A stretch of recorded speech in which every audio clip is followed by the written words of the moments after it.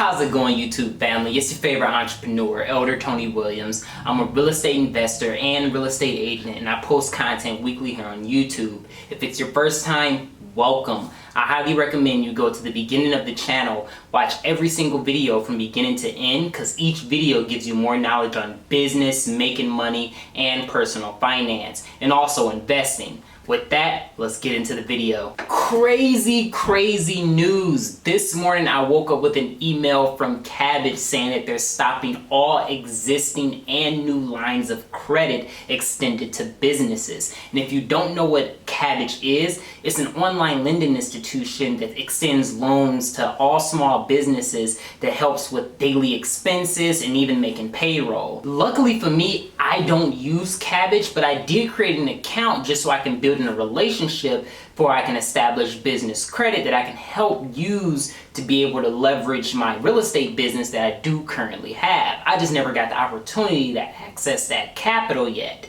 But it did get me thinking that it's a lot of businesses right now that do need those loans to be able to help keep them afloat during these economic tough times.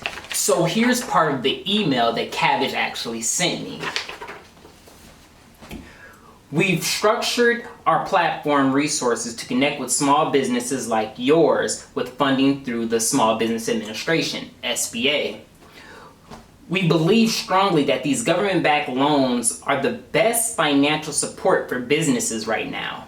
As a result, Kabbage and our bank lending partners have made the difficult decision to temporarily suspend Kabbage funding program for all new and existing customers.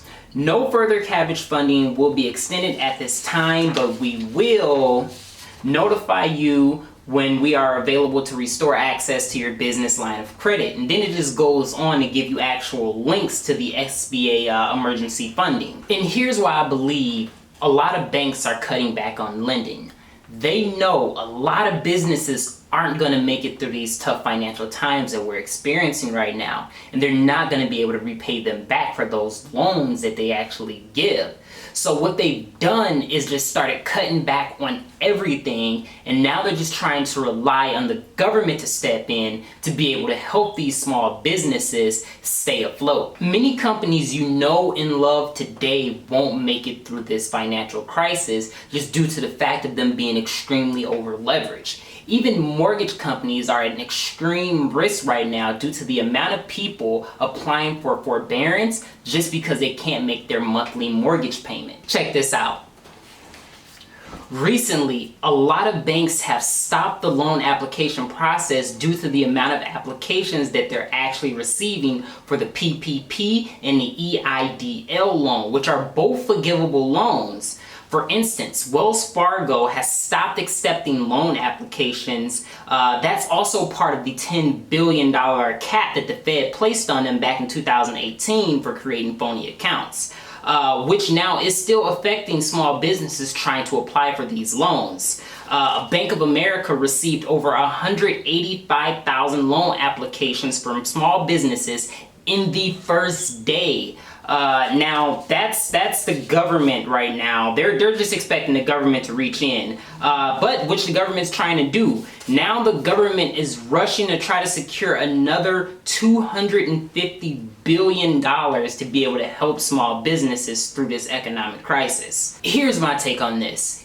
Even if the SBA loan worked perfectly, which it isn't, there's still going to be extreme ripples felt in the economy for years to come due to this pandemic. AMC movie theaters just announced they may never be able to reopen their doors due to the decline in their credit score.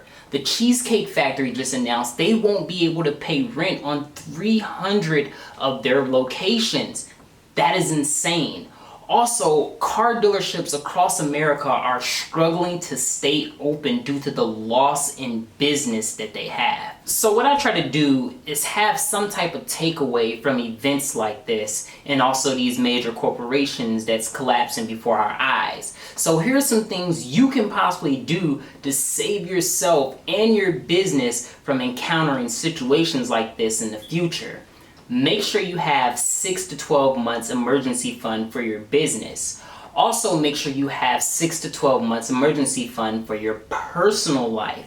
That's going to be 2 separate accounts, one for business and one for emergencies when it comes down to your personal life, 6 to 12 months. Make sure your credit utilization is extremely low. You want to go Dave Ramsey style. Also, if you take out a business loan, make sure you have the cash reserves to back it up.